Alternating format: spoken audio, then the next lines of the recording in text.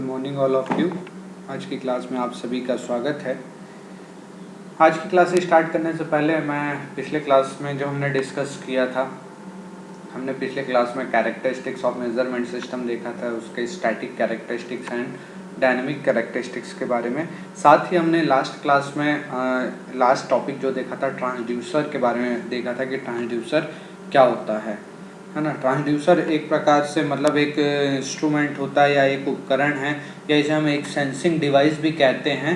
ठीक है, ये एक सेंसर की तरह बिहेव करता है जो जिसका मुख्य कार्य यह है कि वो किसी मापित ऊर्जा को एक रूप से दूसरे रूप में रूपांतरित करता है। ठीक है, मतलब ट्रांसड्यूसर वह उपकरण है जो कि मापित ऊर्जा को एक रूप से दूसरे रूप में रूपांतरित करता है। इस निर्गत संकेत से मापन प्रक्रिया सरल हो जाती है। मतलब इस जो आउटपुट सिग्नल है उससे जो भी हमारा मेजरमेंट प्रोसेस है वो सिंप्लीफिकेशन या सिंपल फॉर्म में आ जाता है। तो यदि मैं इसे सिंपली बोलना चाहूँ तो कोई भी अवैद्युत राशि संकेत जो होंगी है ना, उसको ट्रांसड्यूसर क्या करता है, वैद्युत संकेत में बदलने का काम करता है। तो यहाँ पे जो ट्रांसड्यूसर है उसे यदि मैं और क्लियर करना चाहूँ तो यह समझने से पहले कि ट्रांसड्यूसर क्या है या विभिन्न प्रकार के ट्रांसड्यूसर कैसे वर्क करते हैं, तो यह एक मापन प्रणाली के निम्नलिखित सेट पर हमें विचार करना चाहिए।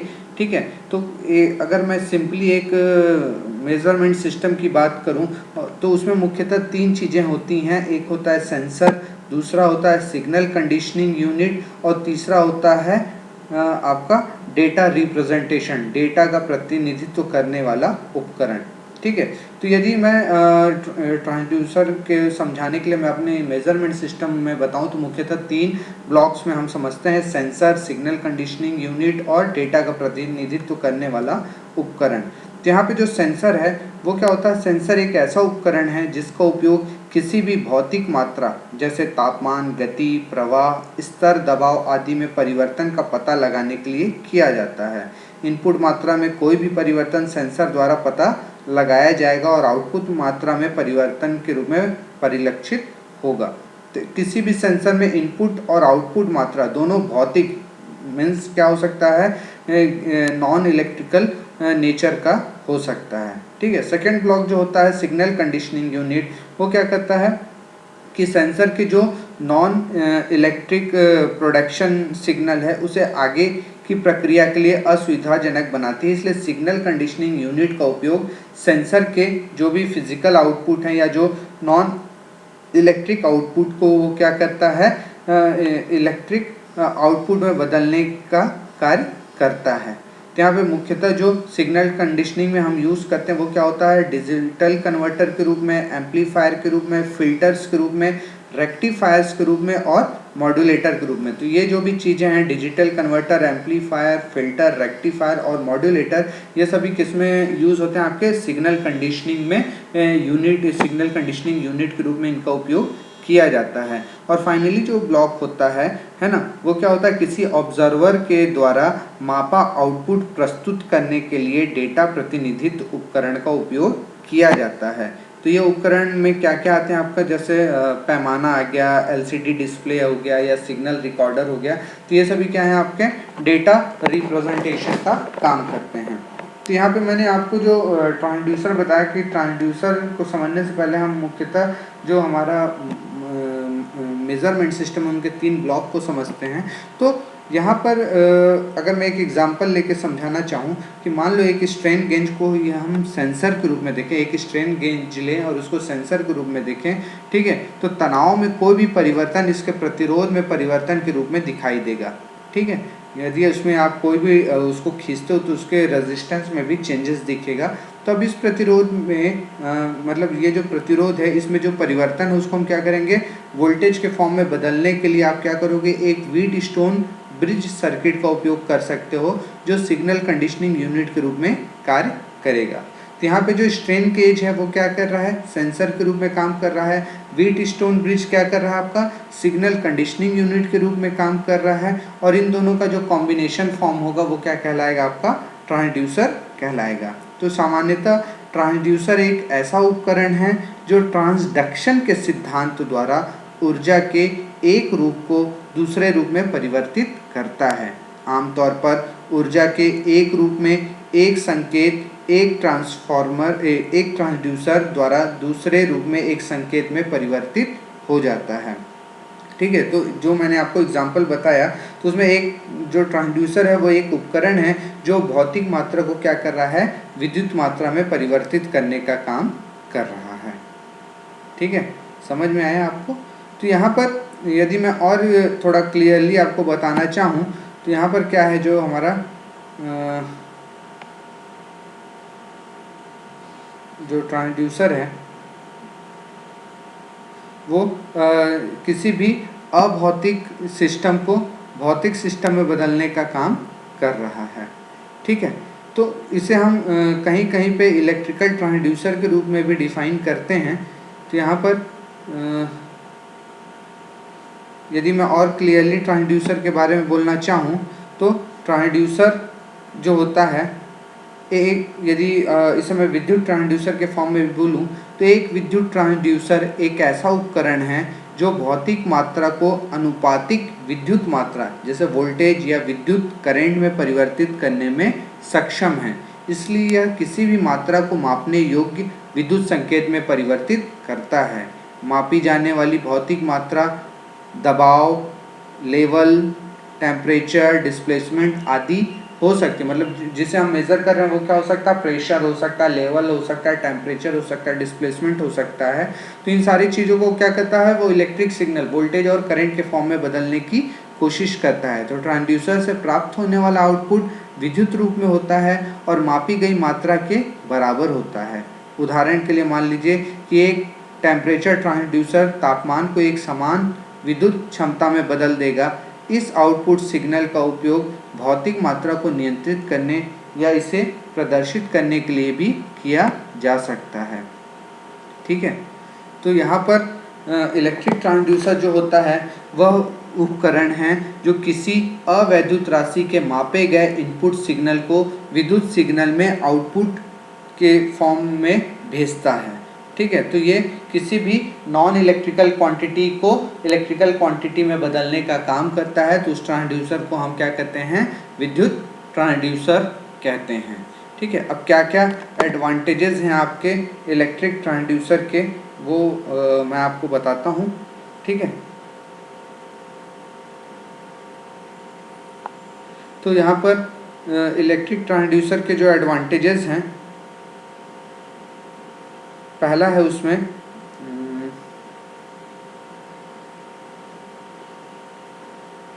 विद्युत संकेत के साथ यंत्रीकरण एवं नियंत्रण बहुत ही सरल हो जाता है। मतलब आपके इलेक्ट्रिक सिग्नल के साथ जो भी इंस्ट्रूमेंटेशन एंड कंट्रोल है वो बहुत ही सिंप्लीफाई हो जाता है। ठीक है, दूसरा, विद्युत संकेत का प्रवर्धन सरलता से किया जा सकता है। मतलब इलेक्ट्रिक सिग्नल का एम्प्लीफिकेशन ईजिली किया जा सकता है। ठीक है, तीसरा जो है वो है प्रवर्धन के लिए ठोस अवस्था उपकरणों का उपयोग किया जा सकता है। मतलब एम्प्लीफिकेशन के लिए हम सॉलिड स्टेट डिवाइसेस का उपयोग कर सकते हैं। ठीक है, चौथा है विद्युत ट्रांसड्यूसर में जड़त्व के लिए इलेक्ट्रॉन जिम्मेदार होते हैं। और पांचवा जो है इसमें वो है विद्युत ट्रांसड्यूसर से घर्षण का प्रभाव नगण्य किया जा सकता है। टेलीमेट्री का उपयोग प्राय सभी अति संवेदनशील मापनों में किया जाता है। और नेक्स्ट है विद्युतीय अथवा इलेक्ट्रॉनिक संकेतों को बहुत ही कम शक्ति द्वारा नियंत्रित किया जा सकता है। तो यहाँ पे ये जो थे कुछ एडवांटेजेस थे विद्युत ट्रांसड्यूसर के। जो एडवांटेजेस हैं उनमें ये कह रहा है कि जो विद्युत संकेतों को हम आसानी से कम या उनको एम्प्लीफाई किया जा सकता है और स्थिर उपकरणों की सहायता से विभिन्न उपकरणों के उपयुक्त स्तर तक लाया जा सकता है। ट्रांसड्यूसर की बिजली की आवश्यकता बहुत ही कम होती है। विद्युत प्रणाली को छोटे स्तर की शक्ति से भी नियंत्रित किया जा सकता है। ठीक है, इसके अलावा जो माप के उद्देश्य के लिए ट्रांसड्यूसर के विद्युत उत्पादन को आसानी से उपयोग, प्रेषित और संसाधित किया जा सकता है। घर्षण और अन्य यांत्रिक गैर रेखिकता के प्रभाव को कम कर सकते हैं। एकीकृत परिपथ प्रौद्योगिकी के कारण विद्युत और इलेक्ट्रॉनिक प्रणालियां कॉम्पैक्ट हैं जिन्हें कम वजन और पोर्टेबल हो जाता है। ठीक है। जन जड़ता समस्याओं के भी ये प्रभाव को क्या करता है, कम करता है। इसके अलावा जो डिसएडवांटेजेस हैं किसी भी इलेक्ट्रिक ट्रांसड्यूसर के, वो है इलेक्ट्रिक ट्रांसड्यूसर महंगा होता है। दूसरा, सर्किट को डिज़ाइन करते समय सक्रिय घटकों के मापदंडों के उम्र बढ़ने और बहाव के प्रभावों पर विचार किया जाना चाहिए। यह डिज़ाइन को क्या करता है, जटिल बनाता है। ठीक है, तो ये इसके एडवांटेजेस एंड डिसएडवांटेजेस थे। अब जो हमारा नेक्स्ट टॉपिक है वो है classification of transducer.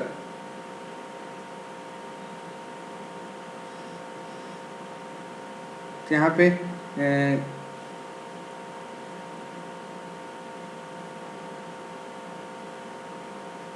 Classification of transducer में हम देखेंगे कि जो ट्रांसड्यूसर है उनको अलग अलग प्रकार से डिफरेंट टाइप्स में वर्गीकरण किया गया है। तो यहाँ पर जो ट्रांसड्यूसर हैं उनका जो वर्गीकरण है अलग अलग आधार पर किया गया है। तो ऐसे कई तरीके हैं जिनसे आप ट्रांसड्यूसर को वर्गीकृत कर सकते हैं, जिनमें ट्रांसड्यूसर की भूमिका, ट्रांसड्यूसर की संरचना, मतलब थ्योरी, उसके थ्योरी के अनुसार, उसकी कंस्ट्रक्शन के अनुसार, उसके वर्किंग नेचर के अनुसार हम ट्रांसड्यूसर का वर्गीकरण करते हैं। इसके अलावा ट्रांसड्यूसर को इनपुट ट्रांसड्यूसर या आउटपुट ट्रांसड्यूसर के रूप में भी वर्गीकृत करना आसान है। अगर उन्हें सरल सिग्नल कन्वर्टर के रूप में माना जाता है तो इनपुट ट्रांसड्यूसर गैर विद्युत मात्राओं को मापते हैं और उन्हें विद्युत मात्रा में परिवर्तित करते हैं। दूसरी ओर आउटपुट ट्रांसड्यूसर विपरीत तरीके से काम करते हैं, यानी उनके इनपुट सिग्नल इलेक्ट्रिकल होते हैं और उनके आउटपुट सिग्नल नॉन इलेक्ट्रिकल या फिजिकल होते हैं, जैसे force, displacement, torque, pressure etcetera.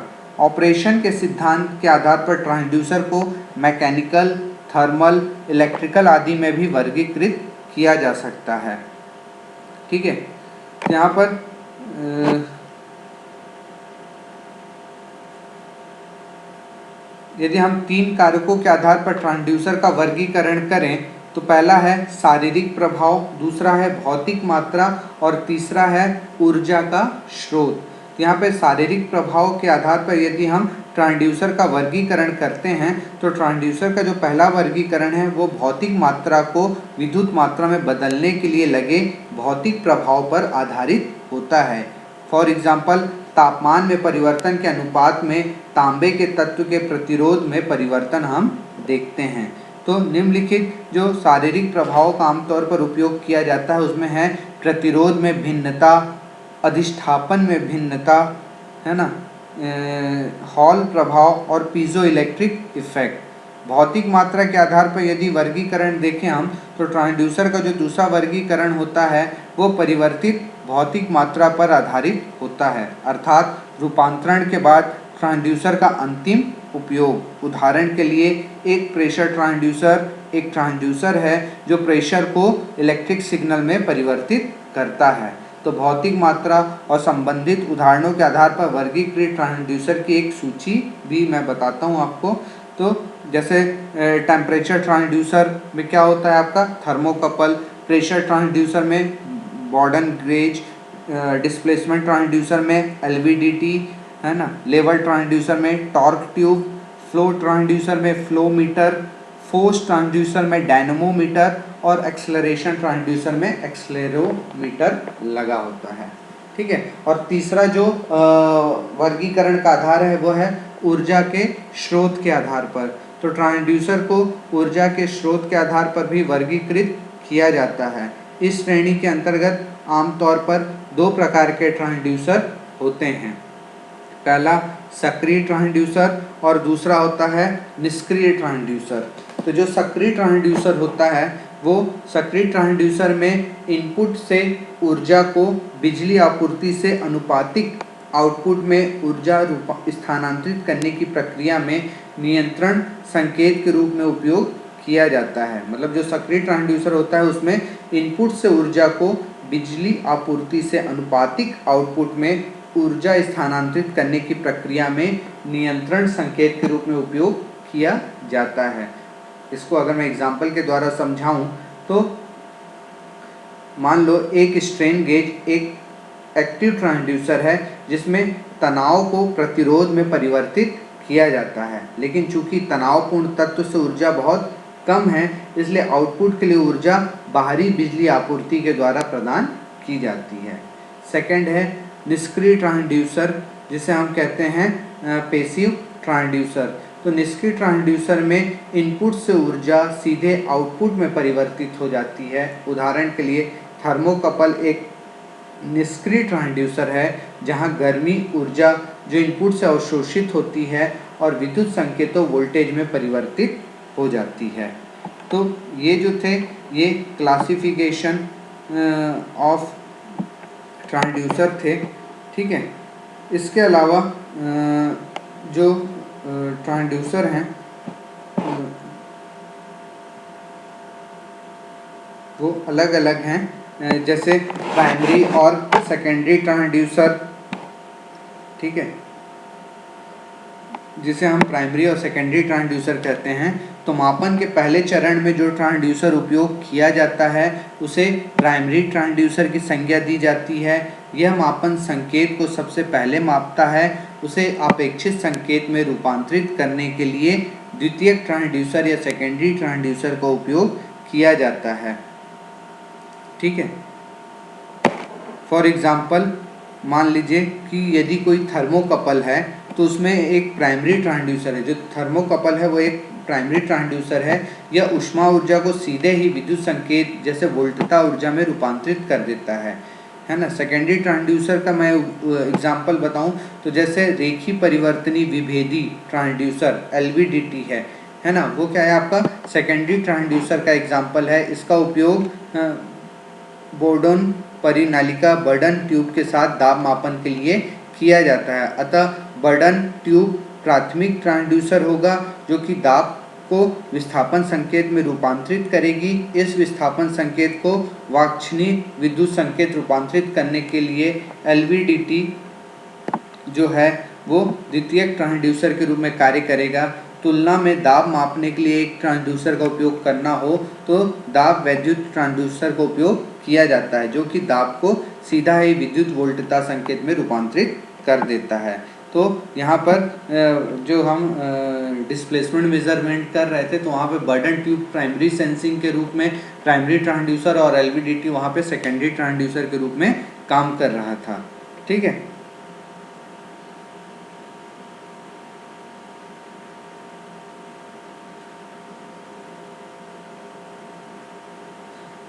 दूसरा है एनालॉग और डिजिटल ट्रांसड्यूसर।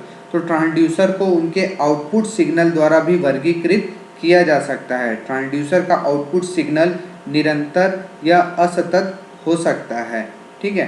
तो उनके आउटपुट सिग्नल के आधार पर हम जो ट्रांसड्यूसर को क्लासिफाई करते हैं उसमें वो एनालॉग ट्रांसड्यूसर या डिजिटल ट्रांसड्यूसर कहलाता है। तो एनालॉग ट्रांसड्यूसर इनपुट मात्रा को एक सतत फंक्शन में बदलता है, ठीक है, जैसे strain gauge, LVDT, thermocouple, thermistor analog ये सब एनालॉग ट्रांसड्यूसर के एग्जाम्पल हैं। डिजिटल ट्रांसड्यूसर में जो ट्रांसड्यूसर होता है वो इनपुट क्वांटिटी को डिजिटल सिग्नल में या पल्स के रूप में परिवर्तित करता है। तो इसे हम डिजिटल सिग्नल या हाई या लो कहते हैं और ये हाई या लो पावर पर काम करता है। उसके अलावा जो नेक्स्ट क्लासिफिकेशन है उसमें ट्रांसड्यूसर और इन्वर्स ट्रांसड्यूसर भी होता है। तो ट्रांसड्यूसर वह उपकरण जो गैर विद्युत मात्रा को विद्युत मात्रा में परिवर्तित करता है ट्रांसड्यूसर के रूप में जाना जाता है। और इन्वर्स ट्रांसड्यूसर वह ट्रांसड्यूसर जो विद्युत मात्रा को भौतिक मात्रा में परिवर्तित करता है। इस प्रकार के ट्रांसड्यूसर को हम व्युत्क्रम ट्रांसड्यूसर के रूप में भी कहते हैं। ट्रांसड्यूसर में उच्च विद्युत इनपुट और कम गैर विद्युत उत्पादन होता है, ठीक है। तो ये जो सारी चीज़ें मैंने आपको बताई, ठीक है, जैसे on the basis of transduction formulas में, ठीक है। दूसरा प्राइमरी और सेकेंडरी ट्रांसड्यूसर, तीसरा एक्टिव एंड पैसिव ट्रांसड्यूसर, चौथा एनालॉग और डिजिटल ट्रांसड्यूसर और पांचवा जो था inverse and transducer and inverse transducer के बारे में। तो ये जो चीज़ें थी ये क्या थी, क्लासिफिकेशन ऑफ ट्रांसड्यूसर था, ठीक है।